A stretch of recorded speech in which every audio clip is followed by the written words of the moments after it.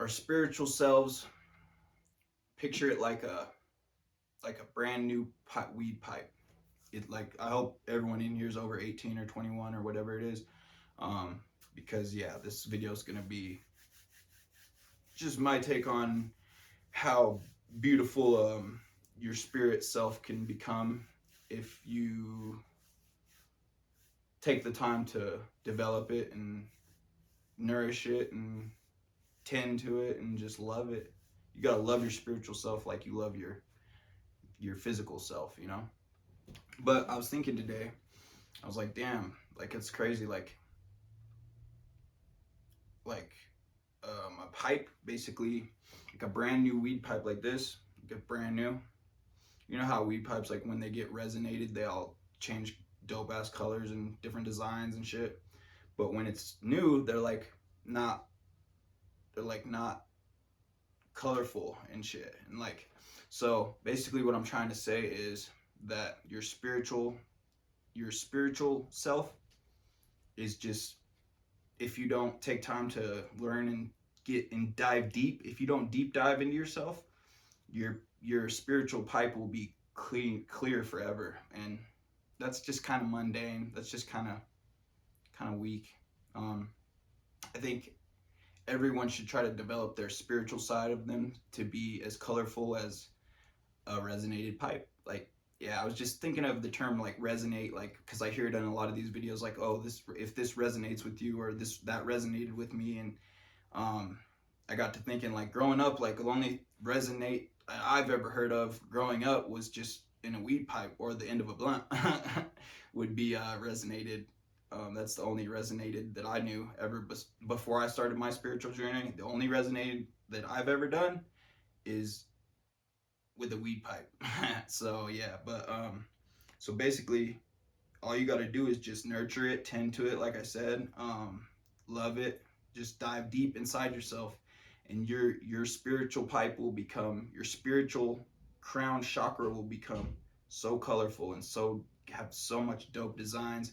You just got to really dive deep and just nourish it and love it. And um you just got to do it. You just got to be on it. You just got to be about it. You got to live it. You got to breathe it. You got to eat it. You got to sleep it. You got to smoke it.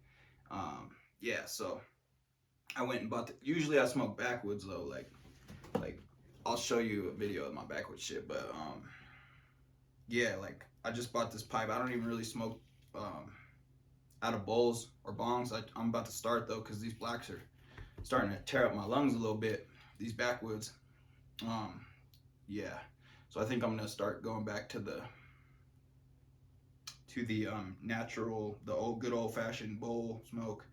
But yeah, I'm not like a pot. I wouldn't consider myself a pothead, but yeah, I smoke weed every day. I have to. It's just my medicine.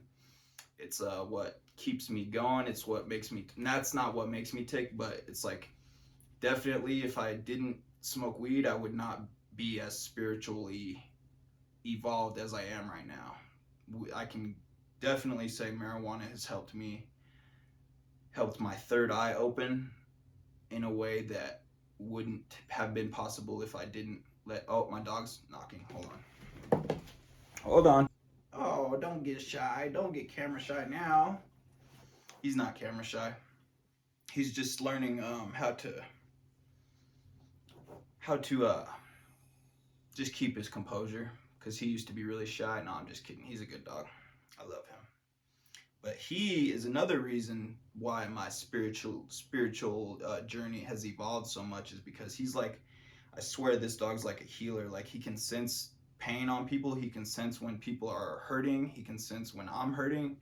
Like, whether that be if I'm depressed or anxious or anything, this guy right here, he's a healer. He knows exactly what's going on, and it can be with total, like, strangers. Like, if I have a friend over and they're kind of like worried about something, he will notice that, and he will literally, like, just kind of heal them. It's weird.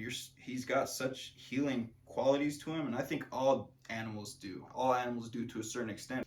I think dogs and all animals have like a sense that we don't have as humans.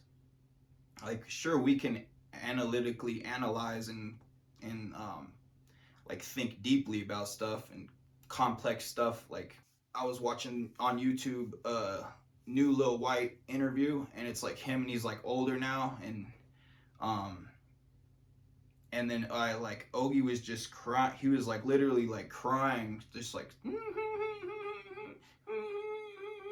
was crying, and I was just on my computer, like looking at my computer, kind of ignoring him. I kind of ignore him sometimes when I'm on my computer, and I shouldn't do that, but I ignore him sometimes. And then like he just kept crying louder and louder and louder and louder and louder. And then I look over at him, and he's fixated on Roman, RIP Roman, but he's sitting there fixated on Roman's little pamphlet from his funeral. And right when I saw that, and I was watching the Lil White interview, a new Lil White interview. So that right there, like I started crying, I started bawling. I didn't know what to do. I was like, what the fuck do you see, Ogie? What do you see that I do not? Hold up. Oh, it is still going. Yeah, so I was like, what the fuck do you see, bro? Like, this is not real. Like, are you serious right now? How do you know? How do you know? I was like, how do you know? How do you know this shit? How do you even know this shit? I was watching it. So that tells me that, like, that was just proof right there to me that Roman might have some unfinished business here on Earth still, and he hasn't quite fully crossed over yet, because I swear on everything I love, he was sitting there crying looking at this pamphlet of my buddy that OD'd years ago. And I was watching a YouTube video of like his favorite song. I just told all that, but